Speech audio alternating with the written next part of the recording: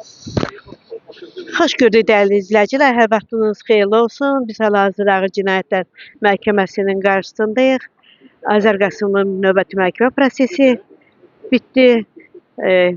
Mustafa müəllim, salam. Hər vaxtınız xeyirli olsun. Nə deyə bilərsiniz bax bu iki məhkəmə haqqında? Bugün Azər Qasımlının işi üzrə məhkəmə yekunlaşması gözlənilirdi. Daha doğrusu onun son söz deməsi planlaşdırılmışdı. Amma məhkəmə təyin olunan vaxtdan biraz gec başladı. Deməli, ona görə də əlavə də prosedurlar olduğu üçün son sözü yenə də bugün deyə bilmədi. Yəni buna faktiki şərait yaradılmadı. Məhkəmədə vəkil Rövşənə Rəhimli bütün sübutların saxta olduğunu çox populyar şəkildə izah elədi. Verilən ifadələrdə çox saylı ziddiyyətlərin olduğunu, ümumiyyətlə işin bu Ağır Cinayətlər Məhkəməsində baxıla bilməyəcəyini çox qəşəng şəkildə isbat elədi. Təəssüf ki, yəni məhkəmə bu məsələlərə dərhal reaksiya vermədi. Rövşənə xanımdan tələb edildi ki, onun çıxışı sistemə yerləşdirilsin və onlar bundan sonra buna məhəl qoyacaqlar və yaxud cavab verəcəklər. Bir çox məsələləri Azər bəy özü qaldırdı öz replikasında. Məsələn, orada zərər çəkən kimi təqdim olunan şəxs bildirirdi ki, mənim borcum az idi. Azər bəy bu borcu şişirtməsəydi, bu iş gəlib bura çıxa bilməzdi. Azər bəy də onun sözündən tutdu ki, yaxşı, deyirsən ki, mənim borcum 45 min deyil, 20 mindir. Bəs 20 mini niyə ödəməmsən? Bəs nə vaxt ödəyəcəksən? Yəni, o yenə də cavab verməyə çətinlik çəkdi. Bir daha sübut olundu ki, iş siyasi motivlidir. Bu, Rövşənə xanımın məhkəmədə dediyi kimi, burada həm borcu qaytarmaqdan boyun qaçırtmaq istəyən Qurbanəli Yusifov, həm də Azər Qasımlını siyasi çıxışlarına görə susturmaq istəyən siyasi hakimiyyətin maraqları burada üst-üstə düşübdür. Bu borcu qaytarmamaq üçün Qurbanəli Yusifov müxtəlif orqanlara şikayətlər verib. O cümlədən şəxsən Daxili İşlər Naziri Vilayət Eyvazovun adına şikayət yazıbdır və hakimiyyət də onun susturulmasında maraqlı olduğu üçün bu şikayətdən istifadə ediblər. Yəni bu şeylər məhkəmədə tam açıq şəkildə görsəndi. Məhkəmə bir həftə sonra mart ayının 11-də saat 16:00-da davam edəcək. Sağ olun. Sağ olun Rövşənə xanım. Bugün gözəl bir çıxış etdiniz. Çox sağ olun, minnətdaram. Məhkəmənin gediş haqqında. Bəli, vəkillər çıxışlarını bitirdilər. Artıq yəni replika hüququndan da istifadə elədi tərəflər və artıq belə deyək də son söz və məhkəmənin qərarını gözləyirik.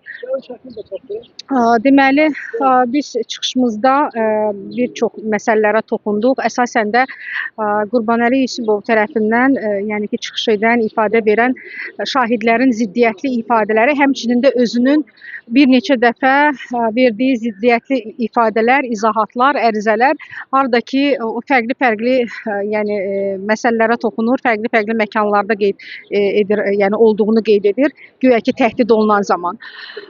Və biz məhkəmədən sonra bəraət istədik Azər Qasımlıya, eyni zamanda da cinayət işinin istintaqını aparmış müstəntiq və prosessual rəhbərliyi həyata keçirən prokuror barəsində xüsusi qərarın çıxarılmasını xahiş etdik. Sizin çıxışınızdan sonra Azər Qasımlıya bəraət verə bilərlərmi? Biz inanırıq ki, ədalətli qərar olacaq. Təşəkkür ederim. Sağ olun.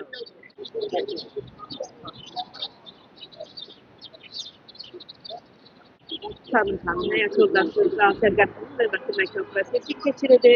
Məhkəmədə nələr olursa, bir də Azər bəy haqqında Qurbanəli Yusifova sual verdi ki, 20 min borcu ha vaxt qaytarsın. Bu haqda qısa məlumat verin. Məsələ burasındadır ki, özünü zərər çəkmiş qismində təqdim edən Qurbanəli Yusifov Azər Qasımlının aldığı, yəni ona vurduğu ziyana baxmayaraq, hətta onu üzünə duraraq, saxta ittihamlarla, hakimiyyətlə əlbir olaraq, üzünə duraraq o borcu da qaytarmaq istəmir və özü də dəfələrlə məhkəmə prosesində deyib ki, mən Azər Qasımlıdan 2 dəfə 10 min dollar almışam.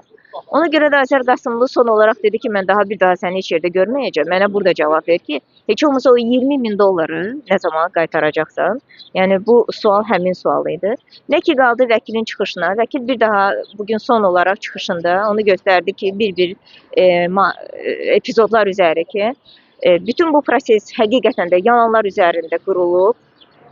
hər bir ifadədə fərqli-fərqli məkanlar, fərqli-fərqli epizodlar, fərqli-fərqli yalanlar üzərindən göstərilir və məlum oldu ki, adam özü də dedi ki, ikinci dəfə xəlvəti ailə qurubmuş və buna baxmayaraq həm rəqəmlər, təqvim rəqəmləri, həm də ki, bu adamın birinci ailəsindən aldığımız dəqiq məlumatlardan belə məlum oldu ki, həmin illərdə bu Azər Qasımlıya qarşı irəli sürülən ki, ittiham var idi.